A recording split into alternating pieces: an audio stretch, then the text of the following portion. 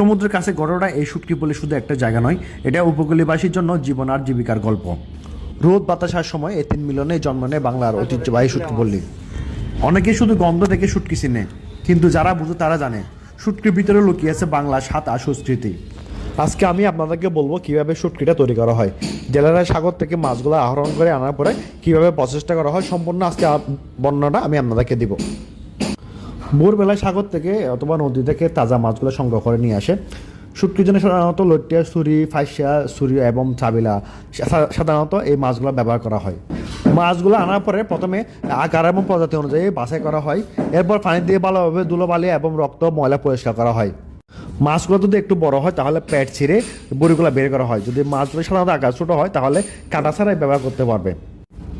কিছু মাছ হালকা লবণ দিয়ে মাখিয়ে রাখা হয়, আবার অনেক জায়গায় একদম প্রাকৃতিকভাবে লবণ ছাড়া শুধু রোদ এবং বাতাসের মধ্যে শুকানো হয়। আসলে এই ধাপটি শুটকির গন্ধ এবং মান রাখার জন্য খুব গুরুত্বপূর্ণ। খোলা মাঠে বা বাঁশের মাছায় মাছগুলা ভিজিয়ে রাখা হয়, প্রতিদিন রোদে শুকানো হয় এবং নিয়মিত উল্টানো হয়, যাতে মাছগুলো সমানভাবে শুকায় এবং পচে না যায় মতো। মাছ যখন পুরোপুরি শুকিয়ে শক্ত হয় তখন তা সংগ্রহ করে জুড়ি বা রাস্তায় রাখা হয়। এরপর বাজারজাতকরণের জন্য প্রস্তুত করা হয়। রোদ, বাতাস এবং মানুষের শ্রম, এই তিনে মিলে তৈরি হয় শুটকি। কোনো মেশিন নয়, শত বছরের অভিজ্ঞতায় এখানে সবচেয়ে বড় শক্তি হচ্ছে এই শুটকি মাছের সবচেয়ে বড় অভিজ্ঞতা।